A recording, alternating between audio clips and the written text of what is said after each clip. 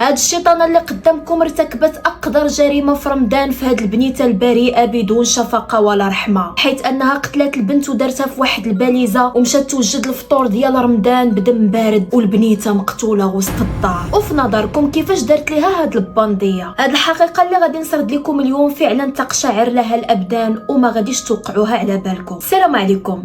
سلمى واحد البنوته اللي كان في العمر ديالها 4 سنوات، كانت عايشه مع الاب والام ديالها، ولكن ناض بيناتهم خلافات وطلقوا. الاب بطبيعه الحال ضربها بتزويجه بهاد المنافقه اللي كانت خدامه كصيدلانيه في واحد الفرماسيان. المهم السيد عايش حياته ولد معاها وليدات جداد، وبنته سلمى جابها تعيش معاه في الدار مع الزوجه ديال الاب. هاد الخسيسه اللي كانت كتمثل الحب ديال الابنه ديال الزوج ديالها ما كانت الا ممثله بارعه. واحد النهار من الشهر الفضيل ديال رمضان 2025 غادي تكتب السطر الاخير ديال هاد البنيته على يد هاد الشرانيه. هاد البانديه كانت خارجه تسخر داكشي ديال رمضان، والبنيته الصغيره لصقات فيها، وبطبيعه الحال مسكينه ما كانت عارفه حتى شي حاجه. واش عرفتوا اشنو دارت ليها البنت؟ فاش كانت اثناء ما كانت لاصقه فيها ركلات البنت من الدروج وبدات مسكينه تتكركب وطاحت على راسها، الجبهه ديالها تفرقات وولات البنيته كلها دمايات. السيده فرماسيانه وسحب لكم زعما غادي تعتقها،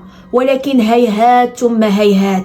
البانديه هبطت لعندها وبدات كتقج فيها، تسلمات سلمى الروح المولى عز وجل، عاد طلقت منها. وباش تخفي المعالم ديال الجريمه ديالها طلعت البنيته السطاح بحيث ما كان حتى شي واحد في الدار، وخباتها في الخزان ديال المياه، وهبطت بحال ما واقع والو، وبدات كتحضر الفطور والبنيته مقتوله وسط الدار. من بعد جا الاب تيسول على بنته اللي ما بقاش ليها الاثار، قالت له ما شفتهاش.